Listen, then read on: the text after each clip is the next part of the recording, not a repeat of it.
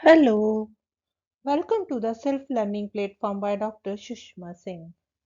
Today we are going to start Unit 15 Classical Liberalism with, with the topic Ideology of Classical Liberalism Views about Man, Society, Economy, and State. At the core of the classical liberalism was the liberty of the individual, liberty from every form of authority which acts arbitrarily and capriciously, and liberty in all spheres of human life. But what is important to note is that liberty here was viewed as a negative thing, that is, liberty as absence of restraints. Only the individual knows what is best for him, for the development of his personality. He requires certain freedoms from arbitrary authorities which act against his will. It was liberty both from the society and from the state. It was liberty from and not liberty to. Hobbes describes it as the silence of laws. Berlin defines it as absence of coercion. Milton Friedman terms it as absence of coercion of man by state, society, or his fellow men. Flew defines it as absence of social and legal constraints. According to Nozick, it is a natural right to self ownership. Again, absence of restraints had very wide meaning. Restraints could be political, economic, civil, personal, etc. The purpose of law was not to take away liberty, but to regulate it. Law and liberty were considered antithetical. Since the individual was taken as a unit and the single human being as a natural unit, classical liberalism viewed society not as a natural but an artificial institution. It was seen as being composed of atom like autonomous individuals with wills and interests peculiar to themselves. Society was an artificial institution meant to serve certain interests of the individuals. It was an aggregate of individuals, a collection, a crowd, where each was pursuing his own self interest. Hobbes compared society with a sack of corn.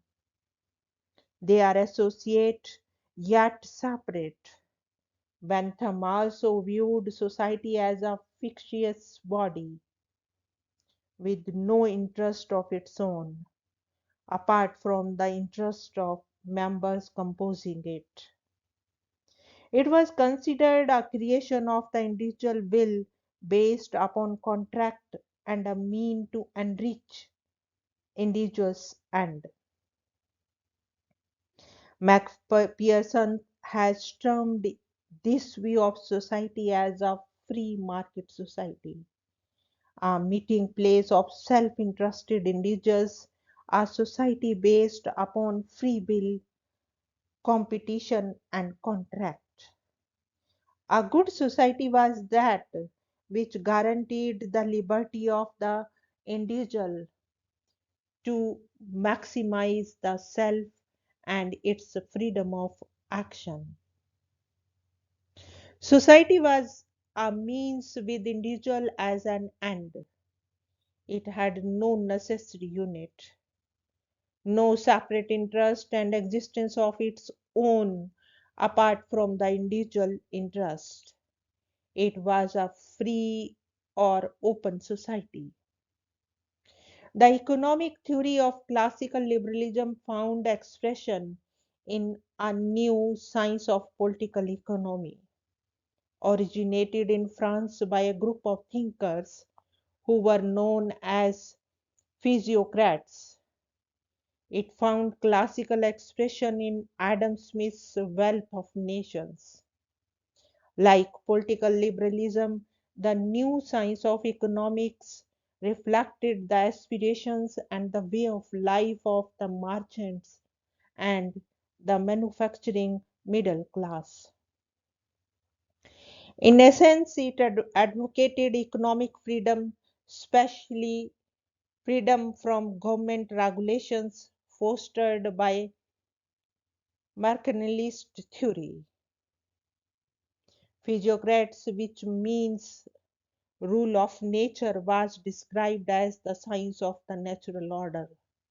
The physiocrats believed that all social relations into which men enter, far from being efforts, are admirably regulated and controlled. They are the self evident laws. They are the rules of justice, of morality, of conduct, useful to all and to each. Neither man nor government make them nor can make them. They recognize them as conforming to the supreme reason which governs this universe. These laws are irrevocable. They pertain to the essence of man and things. They are expression of the will of God. They discerning its laws and living in accordance with them. One achieves the happiness ordained for him by God. Secondly, the physiocrats argued that liberty is inseparable from property, and the preservation of property is the primary duty of the state. The social laws established by the Supreme Being prescribed only the preservation of the rights to property and that of liberty which is inseparable from it. The function of the government is simply to secure the individual's natural right to liberty and property. The government should refrain from any interference with the economy, since such interference could not only be arbitrary but also an unnecessary interference in the laws of natural order. Laissez-faire, laissez-alter, le monde va du Leo Meme was the slogan. Let things be alone because the world is self-regulating. This new science of political economy, conceived by physiocrats, culminated in the classical economic liberalism of Adam Smith and was supplemented by Ricardo Malthus, James Mill, and others. The physiocrats believed that if individuals were left alone to follow their enlightened self interest, economic prosperity would result. Likewise, Adam Smith believed that natural economic institutions were not merely good, they were providential. Divine providence has endowed man with a desire to better his own condition, so that man following where this desire leads is really accomplishing the benefit design of God Himself. Smith discovered that self interest and benevolent were in a pre-established and harmonious accord. By seeking one's own interest, one promotes by some mysterious process the welfare of all. There is no conflict between the individual self interest and social welfare. Every man, as long as he does not violate the laws of justice, ought to be left perfectly free to pursue his own interest in his own way, and to bring both his industry and capital into competition with those of any other man or order of men. Accordingly, Smith restricted the activities of the state to bare minimums such as security of life, limb, and property of the individual and some public works.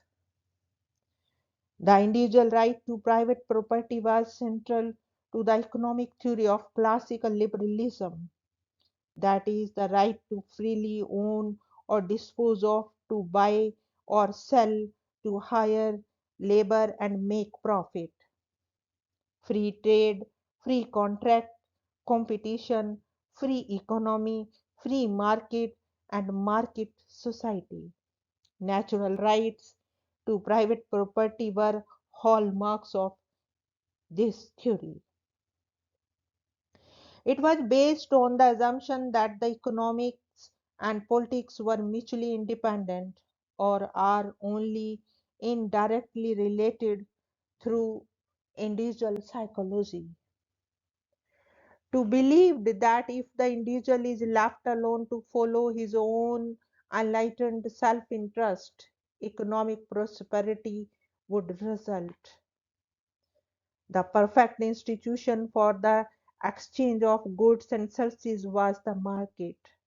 The market perfectly embodied the new economic individualism.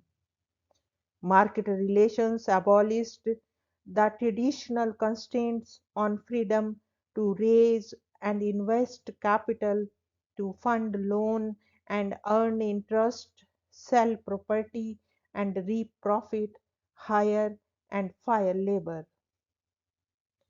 The state was not suited to the management of economic affairs. As Adam Smith wrote, no two characters seem more inconsistent than those of trader and sovereign. Similarly, Bentham also believed in the self regulating, uncontrolled economy on which the state had virtually no role to play. In the name of the utilitarianism, he demanded free trade, freedom of occupation, unrestricted competition, inviolable private property, and other individualist reforms. Thus, in the economic sphere, liberalism gave the pure economic theory of capitalist advance, and the theory served well the economic interest of bourgeoisie. As Lasky writes, the who whole ethos of capitalism, in a word, is its efforts to free the owner of the instruments of production from the need to obey rules which inhibit his full exploitation of them. The rise of liberalism is the rise of a doctrine which seeks to justify the operation of that ethos. Here we want to wind up today's lecture. Thank you so much for your attention.